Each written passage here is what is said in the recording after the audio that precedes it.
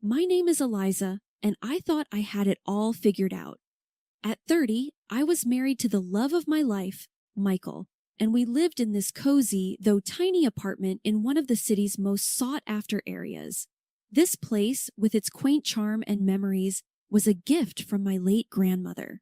Michael and I were like two peas in a pod. He worked in finance, always dressed in those sharp suits that made him look so handsome. I worked in marketing, a job I loved for its creativity and pace. We were the perfect team, or so I thought. One lazy Sunday morning, as we were having breakfast, Michael brought up the topic of family, a conversation we had danced around for a while. Eliza, I've been thinking, Michael began, his eyes serious, about us, about starting a family. I felt a flutter in my heart. Really? That's great. I've always dreamed of a big family, I replied, my voice filled with excitement. Michael smiled, but it didn't reach his eyes. I want that too, but let's wait until we have a bigger place. This apartment is too small for a family. I nodded, though a part of me felt a bit disappointed. You're right, it makes sense. We should sell this place first, right? Exactly, he said, reaching over to squeeze my hand. Once we sell your grandmother's apartment, we can buy a house big enough for, say, 3 or 4 kids. I laughed. 4 kids? That's a mini army. The conversation shifted to lighter topics after that, but I couldn't shake off a feeling of unease. It was like a small cloud on a sunny day. Family gatherings were a big thing in Michael's family. His parents, Robert and Martha, were the warmest people you'd ever meet. They welcomed me into their family with open arms. Then there was Alex, Michael's younger brother, who was married to Sarah. They had 2 adorable kids, but Sarah and I never clicked. She was always a bit cold and distant, and sometimes downright rude. During one such family gathering at Michael's parents' house, she made a snide remark about my cooking. Eliza, maybe you should stick to marketing and leave the cooking to us homemakers, she said, a fake smile plastered on her face. I remember feeling my cheeks burn with embarrassment. Michael jumped in, trying to lighten the mood. Hey, I love Eliza's cooking, right, Dad? He said, looking at his father, who nodded in agreement. The evening passed with more awkward moments, but I tried to brush them off. I loved Michael, and I was determined to make things work, even with Sarah. As we lay in bed that night, I turned to Michael. Do you think Sarah doesn't like me? Michael, already half asleep, murmured, Don't worry about her. You're amazing, and that's all that matters. I wanted to believe him. I really did. But deep down, I knew that things were not as perfect as they seemed. And little did I know, my world was about to turn upside down. A few weeks had passed since that conversation with Michael about starting a family. The idea of waiting for a bigger home had settled in my mind, though I still held on to the dream of a large family. It was a chilly December morning, and I was tidying up the apartment while Michael was at work. I decided to clean out the coat closet. It was overflowing with jackets and coats we hardly wore. As I was going through Michael's coats, I felt something in the pocket of his winter jacket. Curious, I pulled it out. It was a receipt. At first, I thought it was just another receipt for coffee or something mundane, but this was different. It was a receipt for a scarlet-colored designer bag from a high-end store known for its romantic gifts. My heart skipped a beat. Could this be for me? I wondered aloud, a smile spreading across my face. Michael had never been the type to splurge on extravagant gifts, but maybe this was his way of showing his love, especially with Christmas just around the corner. That evening, when Michael came home, I decided not to mention the receipt. I wanted to act surprised when he gave me the gift. We sat down for dinner, and I couldn't help but feel a bit giddy. Michael, what are we doing for Christmas? I asked casually. He looked up from his plate. Oh, the usual. Dinner at my parents'. Why, you got something special in mind? I shook my head. No, just the usual sounds perfect. The days leading up to Christmas were busy with work and preparations for the holidays, but that receipt stayed in the back of my mind. I imagined how that scarlet bag would look with my New Year's outfit. Finally, it was Christmas Eve, and we were at Michael's parents' house, the whole family buzzing with festive cheer. Presents were piled under the tree, and I kept sneaking glances at them, trying to spot a bag-shaped gift. "Eliza, can you help me with this?" Martha, Michael's mom, called out from the kitchen. "Of course, Martha, be right there," I replied, happy to lend a hand. As I helped her with the pie, I mentioned the gift. "Michael's been acting a bit secretive. I think he's planning a surprise for me." Martha smiled. "That boy always has something up his sleeve. You're good for him, Eliza." The time came to open the gifts. My heart raced as Michael handed me a medium-sized, neatly wrapped box. It didn't feel like a bag, but maybe... I tore open the wrapping paper to find a set of beautiful porcelain dishes. I looked up at Michael, confused. "Surprise! I know you've been wanting a new set for when we host dinners," he said, smiling. I forced a smile. "They're lovely, Michael. Thank you." But inside, I felt a wave of disappointment wash over me. Where was the scarlet bag? Why did he buy it if not for me? The Christmas dinner at Michael's parents' house was in full swing. The house was filled with laughter, the clinking of glasses, and the warm glow of holiday lights. I tried my best to push the thoughts of the scarlet bag out of my mind and focus on the festivities. "Eliza, could you pass the gravy?" Alex, Michael's brother, asked from across the table. "Sure, here you go," I replied, passing the gravy boat down the table. Michael's parents were beaming, happy to have their family around them. His mother, Martha, always went all out for Christmas, and this year was no exception. The dinner was delicious, and everyone seemed to be enjoying themselves. After dinner, we all moved to the living room for the gift exchange. I watched as Michael's nieces tore open their presents with glee, their faces lighting up with each new toy they uncovered. It wasn't until we were getting ready to leave that I noticed something that made my heart stop. There, slung over Sarah's shoulder, was a striking scarlet-colored designer handbag. It was unmistakable, the very same bag from the receipt I had found in Michael's coat. My mind raced as we said our goodbyes. I couldn't take my eyes off that bag. It was more than just a purse. It was a symbol of something hidden, something unspoken. On the drive home, the car was filled with an uneasy silence. Michael seemed oblivious to the storm brewing inside me as the city lights passed by. My mind replayed the evening, but this time I saw it through a different lens. I remembered the fleeting glances that Michael and Sarah had exchanged throughout the night. They were subtle, almost imperceptible, but now they seemed glaringly obvious. The way their eyes met across the room, the brief smiles, the quick hushed conversations when they thought no one was looking. "Is everything okay, Eliza?" Michael's voice broke through my thoughts. I turned to look at him, 1,000 questions on the tip of my tongue, but I couldn't bring myself to voice any of them. "Not yet. I'm just a bit tired, that's all," I managed to say, my voice barely a whisper. The rest of the drive home was spent in silence, each lost in our own thoughts. As we lay in bed that night, I couldn't help but feel a sense of betrayal creeping in. The man I loved, the life we had built together, suddenly everything seemed like a fragile facade ready to crumble at any moment.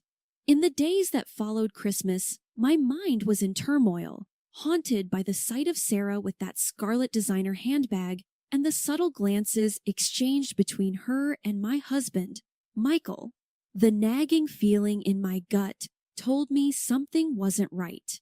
One cold evening, as Michael sat idly flipping through TV channels, I decided to confront him. "Michael, can we talk? It's about the bag," I said, my voice betraying a hint of nervousness. He looked at me with a casual expression. "What about it?" "I just helped Alex pick out a surprise for her. That's all." I took a deep breath. "I found the receipt, Michael. It was in your coat. Why didn't you tell me?" He let out a small laugh, trying to wave it off. "Oh, that? It was just a favor for Alex. You're thinking too much into it, Eliza." His response did little to soothe my suspicions. Later that night, as Michael lay asleep, I mustered up the courage to look through his phone. My heart pounded as I scrolled through his messages and stumbled upon a thread that would change everything. The conversation between Michael and Sarah was not just flirty, it was intimate, revealing a deep and long-standing affair. But the true shock came when I read a message where they discussed the biggest secret of all: Alex's children were actually Michael's. The revelation hit me like a ton of bricks. My husband had been in a relationship with his brother's wife, and the children I'd come to adore as my nephews were, in fact, my stepchildren. I felt sick to my stomach as I read message after message. They spoke of love, of a future together, and most shockingly of convincing me to sell the apartment and move the money to a joint account. Tears streamed down my face as the magnitude of the betrayal sank in. I was quick to screenshot the messages, sending them to my email for safekeeping. With a heavy heart, I deleted any trace of my actions from his phone and lay back, my mind spinning with the enormity of the deception. The next morning, I played the part of the unsuspecting wife over breakfast. Michael brought up selling our apartment, a conversation we'd had previously. "So, what do you think about the sale? It could be a good move for us," he said. I nodded, my mind racing with plans of my own. "Yes, let's sell it. It's time for a new beginning," I replied, my voice steady despite the chaos within. He smiled, unaware of the storm brewing inside me. "That's my girl, always so decisive," he said. Little did he know, I was thinking about my future, but it was a future that was starting to look very different from the one we had planned together. Armed with the bitter truth about Michael's affair and the shock of his betrayal, I knew I needed to act smartly and swiftly. I put on a mask of normalcy in front of Michael while planning my next steps. A few days later, I made an appointment with a lawyer, Mrs. Jenkins, a recommendation from a close friend. Sitting in her office, I felt a mix of nervousness and determination. "Mrs. Jenkins, I have proof of my husband's infidelity, and it's not just any affair. He's been involved with his brother's wife, and their children are actually his," I explained, my voice trembling slightly. Mrs. Jenkins listened intently, her expression serious. "I'm sorry you're going through this, Eliza. Let's go over the evidence you have. We need to plan your next steps carefully." I showed her the screenshots of the messages between Michael and Sarah. She took notes, nodding her head thoughtfully. "This is quite damning evidence. We can use this in your favor, especially in terms of the financial settlement," Mrs. Jenkins said. "However, I advise discretion until we have everything in place. Are you prepared to go through with a divorce?" "Yes, I am. I can't be with someone who's betrayed me like this," I replied, a sense of resolve building within me. Mrs. Jenkins outlined a plan first. We'd secure my financial assets, especially the money from the apartment sale. Then we'd proceed with filing for divorce, using the evidence to negotiate a favorable settlement. As I left her office, I felt a weight lift off my shoulders. There was a long road ahead, but I was ready to take it. Back at home, I continued to act as if everything was normal. Michael, oblivious to my discovery and the impending storm, was focused on the apartment sale. "So, I talked to a real estate agent today," he said one evening over dinner. "He said we could get a good price for the apartment." "That's great news," I replied, keeping my emotions in check. "Do you think it's a good time to put it on the market?" "Absolutely. The sooner we sell, the sooner we can start looking for a new place," he said, unaware of the irony in his words. As the days passed, I worked closely with Mrs. Jenkins, preparing all the necessary documents and securing my financial position. Every conversation with Michael, every smile, was a performance. but it was a performance I needed to maintain a little longer until everything was ready. The day we listed the apartment for sale, Michael was ecstatic. "This is it, Eliza, our new beginning," he exclaimed. Little did he know it was indeed the beginning of something new, but not the future he envisioned. My heart ached with the pain of betrayal, but I was determined to come out of this stronger. The plot I was weaving wasn't just for retribution. It was for my independence and a fresh start. As the new year approached, the plans I had been carefully laying with Mrs. Jenkins were coming together. My facade of normalcy with Michael remained intact, even as my heart grew heavier each day. The final act of my plan was set to unfold during the New Year's Eve party at Michael's parents' house. It was there that I would reveal everything. The evening of the party arrived, and the house was buzzing with the usual festive cheer. Michael's parents had outdone themselves with decor, and the air was filled with laughter and the clinking of glasses. I mingled with the family, all the while feeling like I was in the eye of a storm. Michael was in high spirits, completely unaware of what was about to happen. "Eliza, you seem a bit quiet tonight. Everything okay?" Michael asked as we found a moment alone in the kitchen. "Just thinking about the new year and all the changes it'll bring," I said, my voice steady.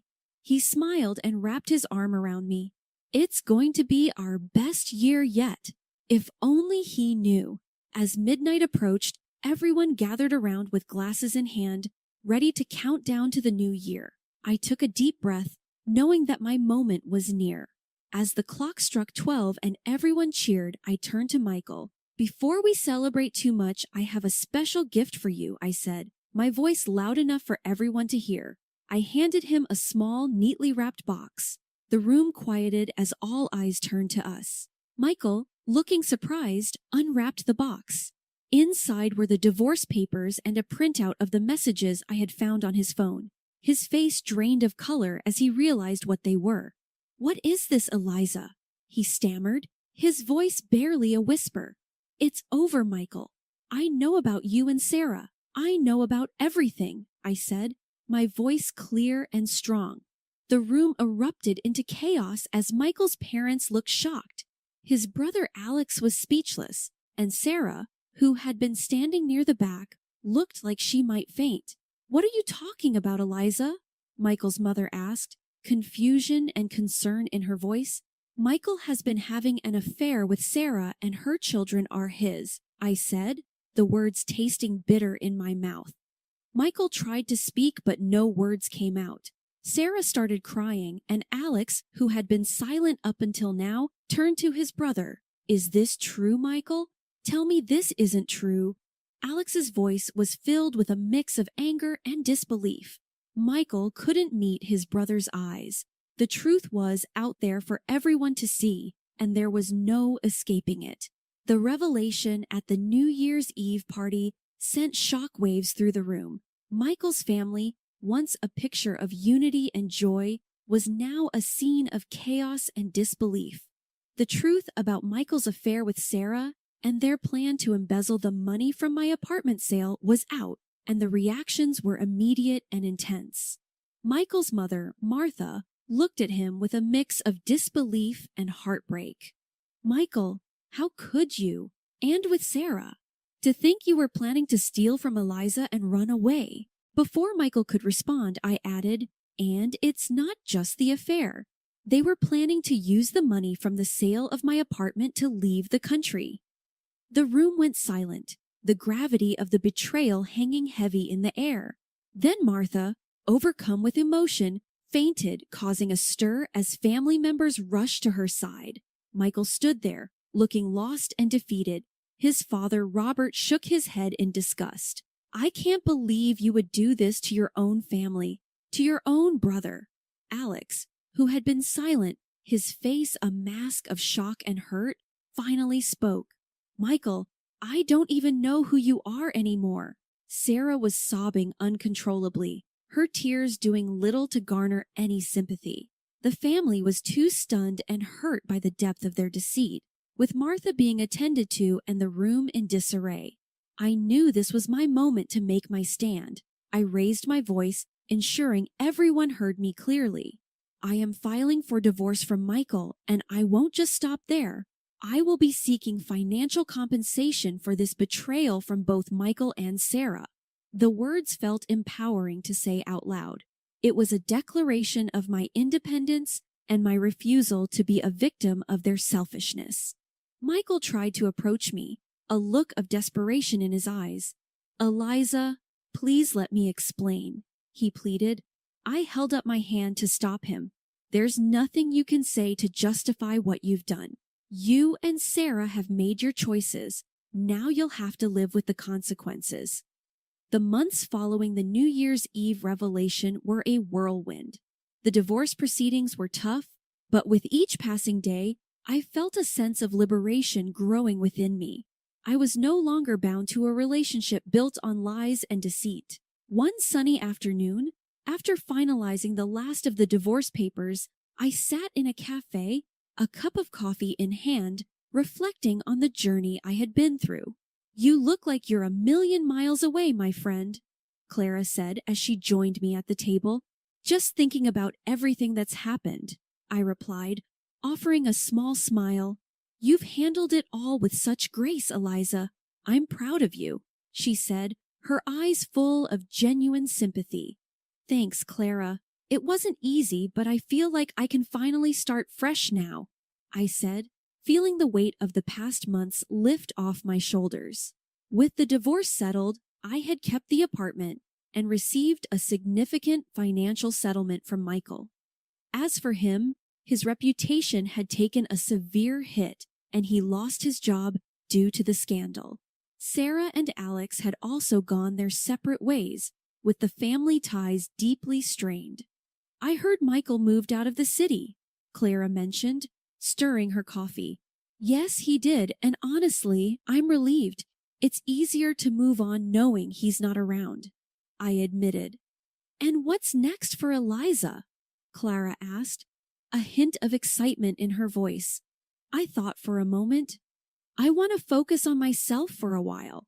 Maybe travel, pick up some hobbies that I've been neglecting, and who knows, perhaps even start dating again when I'm ready." "That sounds wonderful. You deserve all the happiness in the world," she said, reaching over to squeeze my hand. As we chatted and laughed, I felt a sense of hope for the future. The pain of the past was still there, a faint scar on my heart, but it no longer defined me. I had emerged stronger and more self-assured.